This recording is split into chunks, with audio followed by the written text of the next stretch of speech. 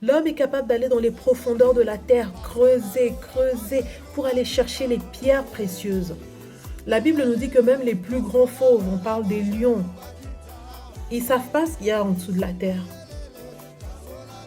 Mais l'homme, lui, ses yeux ont vu ce qu'il y a sous la terre.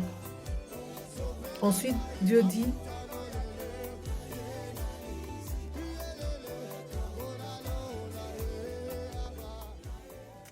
le mystère de la sagesse. Job 28. Il existe des lieux où l'on extrait l'argent et des endroits où l'or est trié par lavage. Quant au fer, c'est dans le sol qu'on va le chercher et le cuivre s'obtient en fondant de la roche. Sous terre, les mineurs apportent la lumière, on y fouille jusqu'aux limites du possible la roche sombre et noire. On ouvre des tunnels hors des lieux habités. Loin des humains, en des endroits inaccessibles, des mineurs aussi suspendus à des cordes. La terre en surface produit la nourriture, tandis que par-dessous, on dirait que le feu a tout bouleversé. C'est dans ces roches que l'on trouve le saphir et les pépites d'or. Le vautour ignore ses chemins souterrains, l'œil des oiseaux de proie ne les a jamais vus. Aucun grand fauve n'a parcouru ces sentiers, et le lion ne s'y est pas aventuré. Mais l'homme ose attaquer la roche de granit. Il remue les montagnes jusqu'à la racine. Dans le roc, il ouvre un réseau de galeries. Tout ce qui est précieux, il le voit de ses yeux. Il va jusqu'à tarir les sources des cours d'eau et il amène au jour ce qui était caché. Mais la sagesse, où peut-on bien la trouver? Où donc est la sagesse et l'intelligence?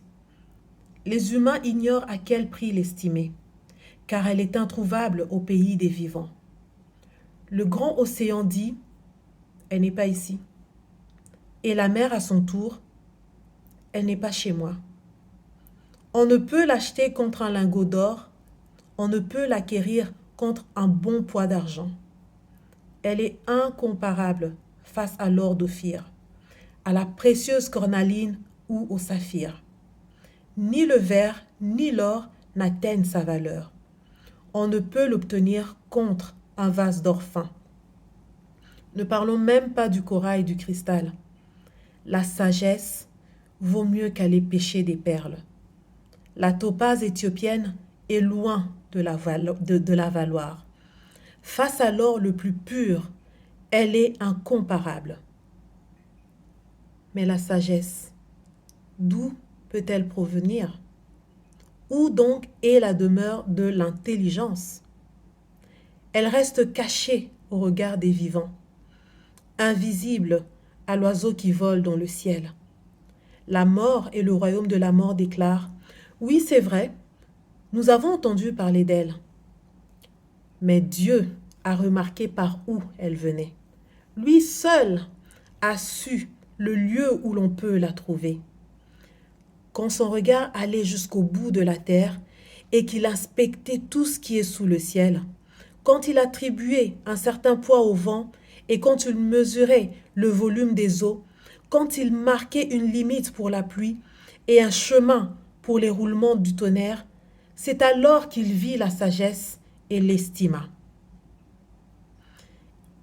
Il en fit l'inventaire, éprouva sa valeur. Puis, il dit aux humains, respecter le Seigneur, c'est cela la sagesse. Et s'écarter du mal, voilà l'intelligence. Je répète, respecter le Seigneur, c'est cela la sagesse. S'écarter du mal, voilà l'intelligence. Ce chapitre nous décrit comment, grâce à l'intelligence que Dieu a donnée à l'homme, l'homme est capable de voler dans les airs à l'aide d'un avion. J'ai toujours été impressionnée quand je vois un objet aussi lourd qu'un avion survoler pendant des heures. C'est l'intelligence que Dieu a donnée à l'homme.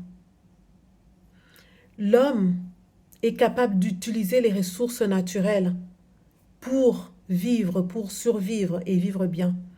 L'homme est capable d'aller même jusque dans la mer à l'aide d'un sous-marin, passer des jours, des semaines.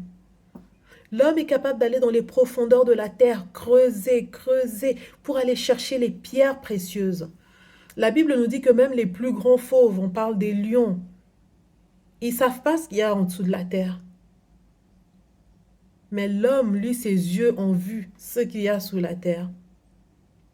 Ensuite, Dieu dit, tu prends ces richesses-là, qu'on trouve, ces pierres précieuses qu'on trouve sous la terre, tu les mets ensemble, tu ne pourras jamais acheter la sagesse avec.